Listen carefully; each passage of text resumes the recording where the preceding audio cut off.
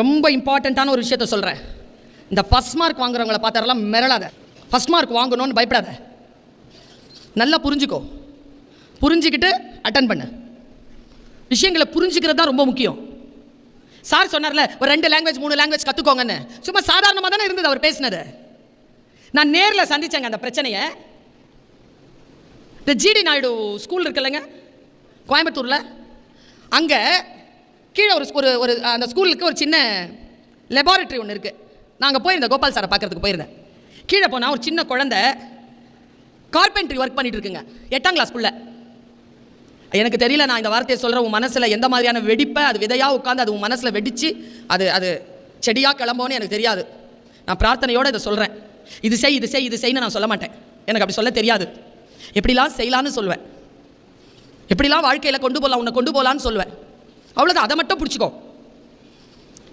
அவள் ஒரு carpentry work பண்ணிட்டு இருந்தா. கோபால் சார் சொன்னார், கொஞ்சம் போய் கேள, அவளுடைய ஆம்பிஷன் என்னன்னு கேள அப்படின்னாரு. நான் போய் அந்த பாப்பாட்ட கேட்டேன், what do you want to be? என்னவாக விரும்புகிறாய்? அவள் சொன்ன பதில் நடுங்க வச்சிருச்சு என்ன. நான் சர்ஜனாக போகிறேன், அறுவை சிகிச்சை நிபுணராக போகிறேன்னு சொன்னான். கார்பென்ட்ரி ஒர்க் பண்ணிட்டு இருக்க. அவள் சொன்ன பதில் பாருங்க, ஒரு உடலை அறுத்து சீர் செய்வதற்கு நான் இந்த கார்பென்ட்ரி ஒர்க் பண்ணி என்னை தயார் செய்து கொண்டிருக்கிறேன்ங்கிறாங்க. ஒரு பாக்ஸை மெலீசான அறம் கொண்டு அறுத்து கரெக்டாக அந்த நோக்கு பார்த்துட்டு இருக்கிறா. நீ எங்கே வரப்போகிறாய்ங்கிறது இப்போ பார்த்தா சொல்லிடுவேன். நீ என்னவாக போகிறேன்னு இப்போ பார்த்தா தெரிஞ்சிடும். உன்னுடைய டிஸ்ட்ராக்ஷன், உன்னுடைய கான்சன்ட்ரேஷன், உன்னுடைய கமிட்மெண்ட். நீ எதுக்கு எஸ் சொல்கிற, எதுக்கு நோ சொல்கிறேன்னு பார்த்த உடனே சொல்லிடலாம், இது ஜெயிக்கிறது இது தோக்குறதுன்னு. இந்த வயசில் குழந்தைகளை எல்லாரும் சொல்லுவாங்க. ஒரு பொண்ணு என்கிட்ட இங்கே திருப்பூரில், பக்கத்தில் திருப்பூரில் 25 பெண்களுக்கு நாங்கள்லாம் பரிசு கொடுத்தோம். I think saint Joseph college அவங்களுடைய 25வது ஆண்டு விழா நடந்ததை தான் சொல்கிறேன் நான். இந்த டோன் டீச்சர் டோன் இல்லைனா அம்மா டோன், 2 டோனாக யாருக்குமே பயப்படாது. அது நம்ம பிள்ளைங்க நல்லா இருக்கணுங்கிற டோன், அவ்வளோதான். அதுக்கு எந்த பயமும் கிடையாது. அதில் ஒரு பொண்ணு வந்ததுனால நுட்பமாக கவனி, முக்கியமாக இளைஞர்களுக்கு நான் இதை சொல்கிறேன். 20 வயசு அவளுக்கு. அந்த குரூப்லேயே அவள் தான் சின்ன பொண்ணு. அவள் என்ன தெரியுமா சொன்னா, வர்மா கலையில் அவள் ப்ரைஸ் வாங்குறான் என்கிட்ட. ப்ரைஸ் வாங்கிட்டு என்னை கடந்து போகும்பொழுது ஒரு வார்த்தை சொன்னான், ஐ எம் ஒன்லி 20. நான் அவளை போக விடலை, கிட்ட கூப்பிட்டு நிற்க வச்சுட்டேன். அவகிட்ட நான் என்ன கேட்டிருப்பேன்னு நினைக்கிறீங்க? அவளை நான் என்ன சொல்லியிருப்பேன்னு நினைக்கிறீங்க? பாராட்டியிருப்பேன்ல, சின்ன பிள்ளை இவ்வளோ பெரிய விஷயம். நான் கேட்ட கேள்வி, ஸோ வாட்? உனக்கு 20 வயசு தான் ஆகுது, ஒன்று 55 ஒன்று 60 வாங்குது ப்ரைஸு, உனக்கு 20 தான். நீ எக்ஸ்ட்ரா சாக்லேட் கேட்குறியா என்கிட்ட? 20 வயசுலேயே நான் ஜெயிச்சிட்டேன், 20 வயசில் பெரிய விஷயத்தை நான் சாதிச்சிட்டேன், அதனால் 60க்கு முன்னால் என்ன நீங்கள் கொண்டாடுங்க. நோ. அந்த 65 வயசு அம்மாவை கூப்பிட்டு கேட்டேன், எப்போ அவங்க வாழ்க்கை ஆரம்பிச்சிங்க? நான் 58 வயசில் என் வாழ்க்கை ஆரம்பிச்சேங்க. 6 வருஷத்தில் ஜெயிச்சிருக்கு. நான் உங்ககிட்ட கேட்டேன், நீ எப்போ ஆரம்பிச்சோம் வர்ம கலையை? நான் 5 வயசில் ஆரம்பிச்சோம். 15 வருஷமாக உழைச்சி இதில் நீ பெரிய வித்தகம் படித்தது என்ன பெரிய விஷயமா? Don't think that you are small.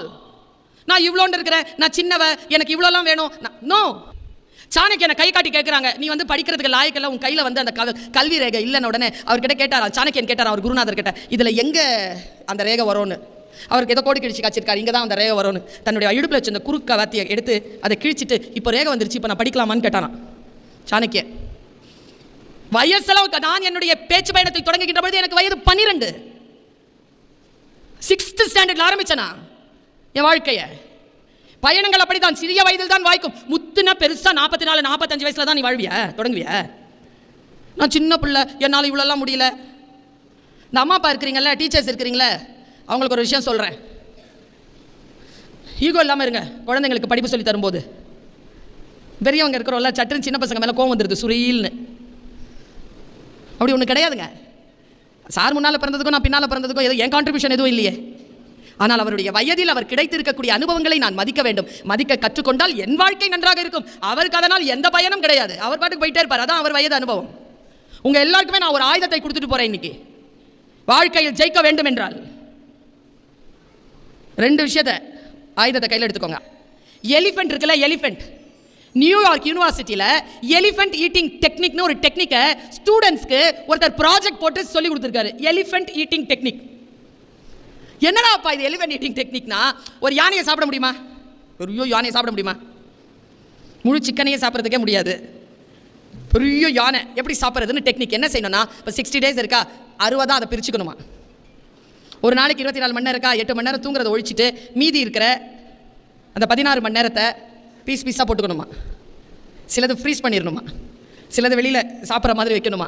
போக வர சாப்பிட்டுட்டே இருந்தா 60 days திரும்பி பார்த்தா யானையை சாப்பிட்டு முடிச்சிருப்பியான். எலிஃபண்ட் ஈட்டிங் டெக்னிக்னு பேர் இதுக்கு. பெருசாக இருக்குன்னு கவலையே படாத. நீ பிளான் பண்ணனா எதுவுமே பெருசு கிடையாது. நீ பிளான் பண்ணிட்டேன்னு வச்சுக்கையே, பெரிய விஷயங்களை பிளான் பண்ணி கடந்து போங்கிற நான். இது தானே, இந்த விஷயம் தானே, இது முடிக்கணும் தானே, இந்த டெக்னிக்கை பயன்படுத்து. இன்னொரு விஷயம் சொல்கிறேன். நான் சொன்னேன்ல, ஒரு ஆயுதத்தை உனக்கு கொடுக்குறேன்னு. எனக்கு தெரியல. நன்றி, பணிவு, 2 விஷயத்தையும் குழந்தைகளை, apart from your educational achievement, அம்மா உனக்கு இந்த 2 விஷயத்தை கற்றுக் கொடுக்குறேன். பணிவு, நன்றி. யாரை வேணாலும் மறந்துடு. கல்விக்கு உதவி செஞ்சாங்கல்ல, மறந்துடாத. எப்படி ஞாபகம் வச்சுக்கிறது, அது ஒன்று இருக்குல்ல. எப்படி தெரியுமா ஞாபகம் வை? இவங்க இந்த மாதிரி ப்ரோக்ராம் பண்ணினா, இந்த மாதிரி அந்த குழந்தைகள் அடுத்த 2-3 வருஷத்தில் வந்து உட்காருவாங்க. நீ ஏதோ ஒரு பெரிய படிப்புக்கு போய் ஜாயின் பண்ணிட்டேன்னு வச்சுக்கோயேன். இவங்க எங்கே ப்ரோக்ராம் நடத்தினாலும் ஃபோன் பண்ணி, சார் என்னை கூப்பிடுங்க சார், நான் வரேன் சார், நான் போய் அம்மா அப்பாவோட போய் நின்று இந்த மீட்டிங்கில் நின்று பேசு. இவங்களால் நான் இந்த நிலைக்கு வந்திருக்கிறேன், அதுதான் நீங்கள் இவர்களுக்கு தருகின்ற நன்றி. சரி, அந்த நன்றியும் கொடுக்க முடியல, என்ன செய்யலாம்? இப்போ நான் செய்கிறேன், ரெக்கார்ட் ஆகிட்டு இருக்கு, நான் செய்கிறேன். எனக்கு +2 படிக்கிறது போது காசு இல்லைங்க. நான் ஒரு அரசு உதவி பெறும் கல்லூரி ஸ்கூலில் படித்தேன், சயின்ஸ் குரூப். எனக்கு லெபார்ட்டரி ஃபீஸ் எல்லாம் சேர்த்து 600 ரூபாய் கட்டணும். 600 என்கிட்ட இல்லை. ஆனால் திடீர்னு ஒரு நாள் வந்தபோது எங்கள் அப்பாவா, எங்கள் அம்மாவா, இல்லை டீச்சர்ஸா, யாருன்னே தெரியல, எனக்கு யார் உதவி செஞ்சாங்கன்னு தெரியல, 600 ரூபாய் கட்டியிருக்குன்னு சொன்னாங்க. யார் கட்டினாங்கன்னே தெரியலிங்க, 600 rupees. அப்பாட்ட கேட்குறேன், அம்மாட்ட கேட்குறேன், எனக்கு தெரியாதுமா கட்டிட்டாங்களா, தெரியாதுமாங்கிறாங்க. அதை நான் எப்படி கழிச்சிட்டு இருக்கேன் தெரியுமா? இது வரைக்கும் 6 பிள்ளைகளுக்கு என் மரணம் வரைக்கும் பாடத்திற்காக, அவர்கள் படிப்பிற்காக ஃபீஸ் கட்டிக்கிட்டே இருக்கிறேன். 6 பிள்ளைகளுக்கு 600 வாங்கினேன் நான் ரூபா. இப்போ நீங்கள் ஏதாவது எனக்கு பணம் கொடுத்தீங்கன்னா பேசுகிறதுக்கு, அதுலேருந்து அந்த குழந்தைகளுக்கான ஃபீஸ் இருக்குது. ஆக நன்றியை, அதாவது சொல்லுவாங்கள்ல, 7 என்னுடைய ரொம்ப ஃபேமஸான அந்த கணக்கு உனக்கு தெரியும். 7லேருந்து 9 போகுமா? அட போகுமா? என்ன பண்ணலாம்? பக்கத்துலேருந்து கடன் வாங்கினா திருப்பி கொடுக்கணுமே. கொடுத்துருக்குறீங்களா? சொல்லியே தரல, சிஸ்டத்துலேயே இல்லையே. சீனா நாட்டில் எப்படி சொல்லி தராங்க தெரியுமா? 7லேருந்து 9 போகுமா? போகாது. 7 வீட்டுக்கு 9 வந்திருக்குது, 7 தவிக்குது, ஒன்று கொடுக்கணும்னு தவிக்குது. நாம் உடனே பக்கத்துலேருந்து ஒன்று கடன் வாங்குகிறோம். அந்த 7 கடன் வாங்கலை. தவிக்கிறத பார்த்து பக்கத்தில் இருக்கும் ஒரு எண் தண்ணிலிருந்து ஒன்றை தந்து உதவும். இப்போ பாருங்கள் சார், நீங்கள் எனக்கு ஃபோனுக்கு சார்ஜ் பண்ணல, நான் காசு துட்டு போடலை. சார்கிட்ட சொல்கிறேன், சார் ஒரு 300 ரூபா போட்டு விட்டார். இப்போ போடல சொல்கிறேன், அவர் வேறு பிடிக்க பார்க்குறாரு. போடலையே, போட்டேன்னு சொல்லுது இந்த அம்மா, கொடுத்துருமோ? அந்த 300 ரூபாவை இப்போ நான் யாருக்கு கொடுக்கணும்? அவருக்கு தான் கொடுக்கணும் இல்லையா? அவர் எனக்கு கொடுத்தாரு, அவர் கொடுக்கணும். சரி, இது கடன். உதவி சொல்கிறேன் பாருங்க. காலையில் நான் கோயம்புத்தூர்லேருந்து வரேன், எனக்கு பசி. பழனி சார் என்ன பண்ணார், என்னை கூட்டிகிட்டு போய் நல்லபடியாக என்னை ஹாஸ்பிட்டாலிட்டி பண்ணி என்னை உட்கார வச்சு தோசை காஃபியெல்லாம் வாங்கி கொடுத்தார். இப்போ அவர் எனக்கு செஞ்சது கடனா உதவியா? இப்போ கடன் உரியவர்களுக்கு திருப்பி தரணும். இப்போ பழனி சார் கொடுத்த காஃபியும் தோசையும் நான் சாப்பிட்டுருக்கிறேன்.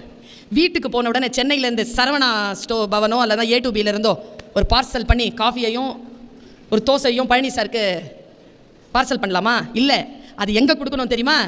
என்னை போல் பசித்து யாரேனும் வந்தால் அவர்களுக்கு கொடுத்துடணும். சரியா? கடன் என்பது உரியவர்களுக்கு தருவது, உதவி என்பது தேவைப்படுகின்றவர்களுக்கு செய்து கொண்டே போவது. இவர்கள் உங்களுக்கு கடன் கொடுக்கவில்லை, இவர்கள் உங்களுக்கு கல்வி உதவி செய்கிறார்கள். அந்த உதவியை ஒன்றை இவர்களுக்கு நன்றியாக திருப்பி செலுத்துங்கள். இல்லையா, அதை உங்கள் கண் முன்னால் யார் உங்கள் நிலையில் வந்து நின்றாலும் அவர்களுக்கு திருப்பி கொடுப்பேன் என்கின்ற ஒரு மன உறுதியோடு இந்த கல்வி பணியை தொடங்குங்கள். இப்பவே மனசுல நினைச்சுக்கிட்டீங்கன்னு வச்சுக்கோங்க, பிரபஞ்சம் உங்கள் முன்னால் தலை சாய்க்கும். இப்பவே நினைச்சுக்கோ. நீ நினைக்கிறியா நான் எக்ஸாஜுரேஷனா பேசுறேன்னு, அதிகப்படியாக பேசுகிறேன்னு நினைக்கிறியா? நான் அதிகப்படியாக பேசல. என் மனசில் உன் வயசில் ரொம்ப ஆசை, எனக்கு பயங்கர ஆசை இருக்குங்க. எனக்கு ஏன்னா படிச்சுக்கிட்டே இருப்பேன்ல, ப்ரோக்ராம்ஸ்க்கு போய்கிட்டே இருப்பேன்ல. 15 இயர்ஸ்லாம் ஃபயராக இருப்பேன் நான். நீ கேளலாம் கிடையாது. ராம நம்பு, நான் அடிச்சுட்டு போய் திரும்பி அமரா துணியிலே உட்காந்துக்குவேன். அந்த மாதிரி ஒரு ஆள். அப்படி கிளம்பி போய் வாழ்க்கையை நான் சந்திக்கின்ற பொழுது நான் பல பேரை பார்ப்பேன். எங்கள் அப்பா பெரிய ஆஃபீஸராக இருந்து பிஸ்னஸ் லாஸில் நாங்கள் வாழ்ந்துக்கிட்ட குடும்பமாக மாறிட்டோம். எங்கள் அப்பா ஆஃபீஸை நான் 5ஆம் கிளாஸ் படிக்கும்போது 10 வயசில் பார்த்துருக்கேன். இந்த இந்த இந்த ரூம் இந்த ஸ்டேஜ் இருக்கிற குழந்தைகளை, நான் இயற்கையை நம்புகின்றவள், இறைவன் மீது நம்பிக்கை கொண்டவள். நான் என் இறைவனை சாட்சியாக நிறுத்தி சொல்கிறேன் இந்த விஷயத்தை.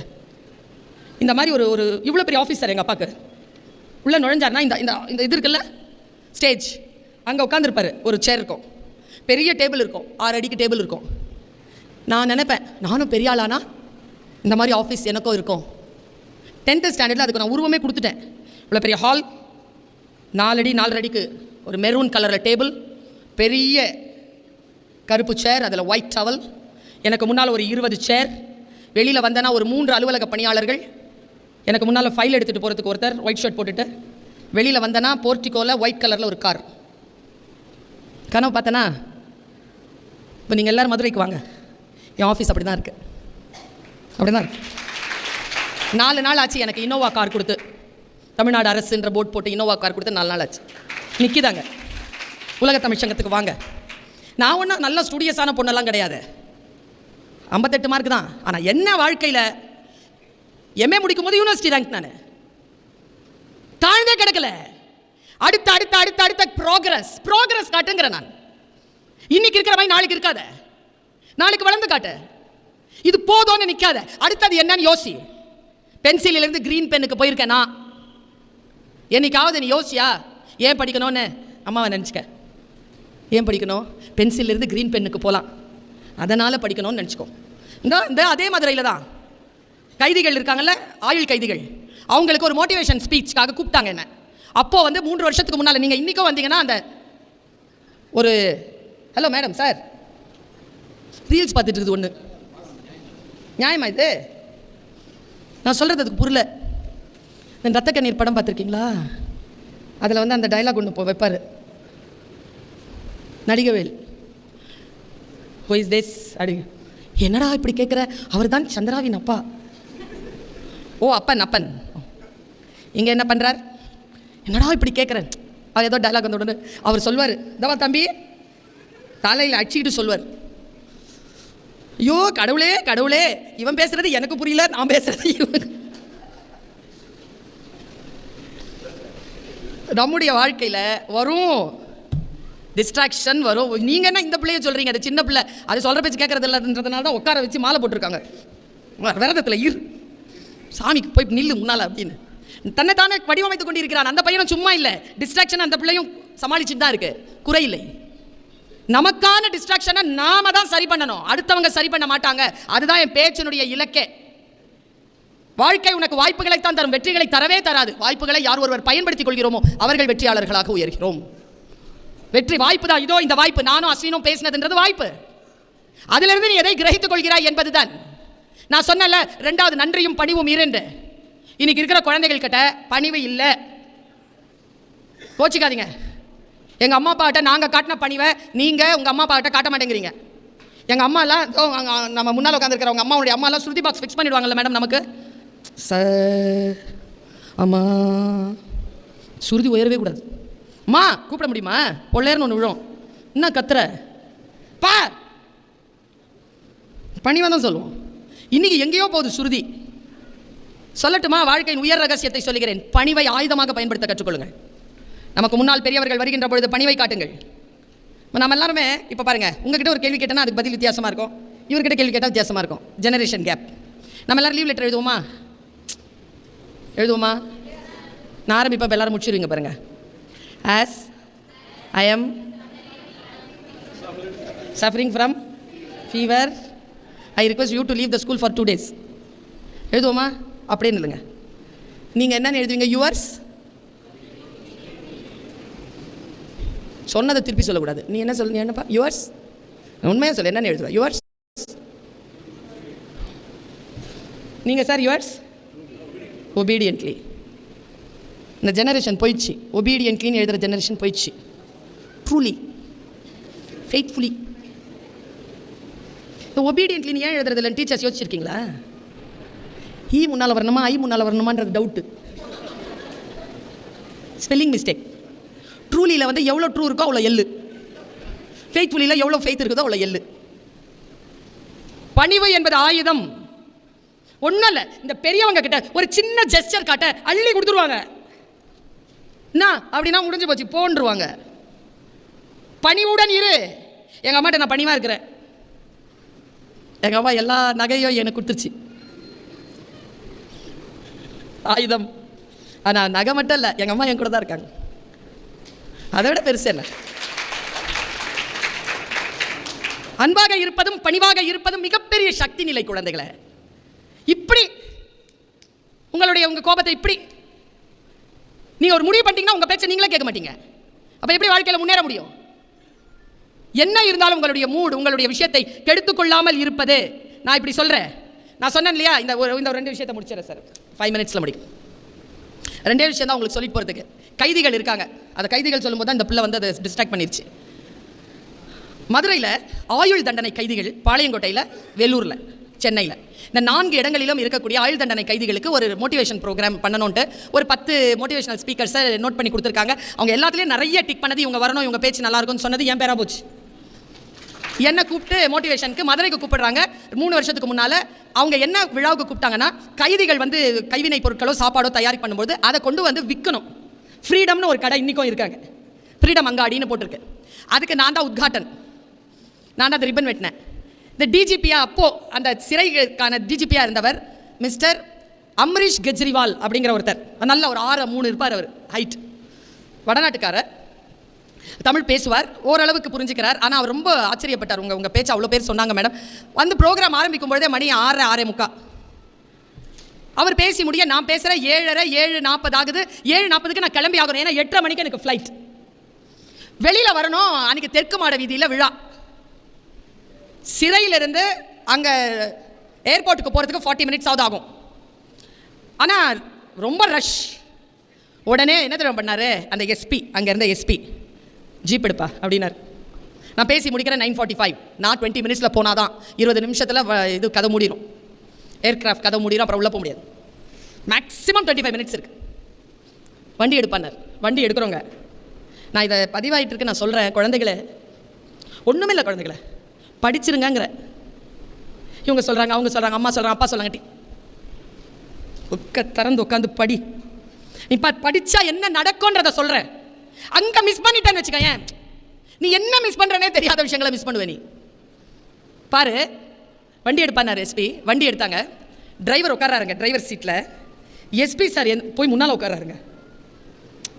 எஸ்பி சார் முன்னால் உட்காந்து பின்னால் யாரும் உட்கார முடியாதுங்க, ஆஸ் பர் ப்ரோட்டோகால். ரொம்ப விஐபியாக இருந்தால் தான் உட்கார முடியும்.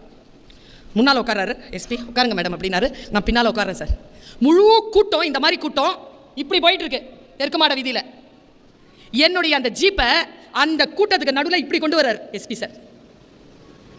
பக்கத்தில் 2 பேர் வந்து புல்லட்டில், டிஎஸ்பி புல்லட்டில் எஸ்கார்ட்ஸ் வராங்க.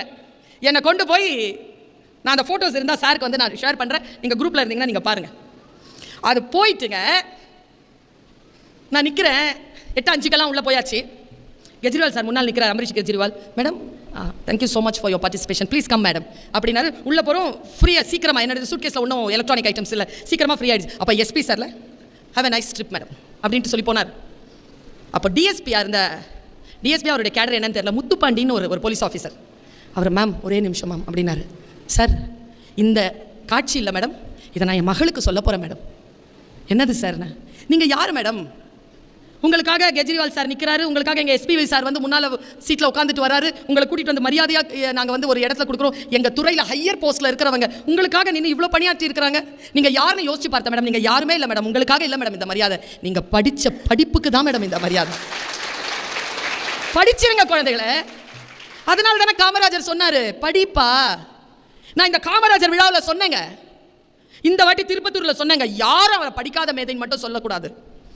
நாமெல்லாம் படிக்கணுங்கிறத படித்து வச்சிருக்கிற படித்த மேதாவர். யாரும் அவரை படிக்காத மேதைன்னு மட்டும் சொல்லாதீங்க. அவர் ஒன்றும் கருப்பு காந்தி கிடையாது. சுயமரியாதை. அது என் தாய் தகப்பன் உழைப்பாளர்களாக இருந்தால் என்னுடைய நிறம் கருப்பாகத்தான் இருக்கும்.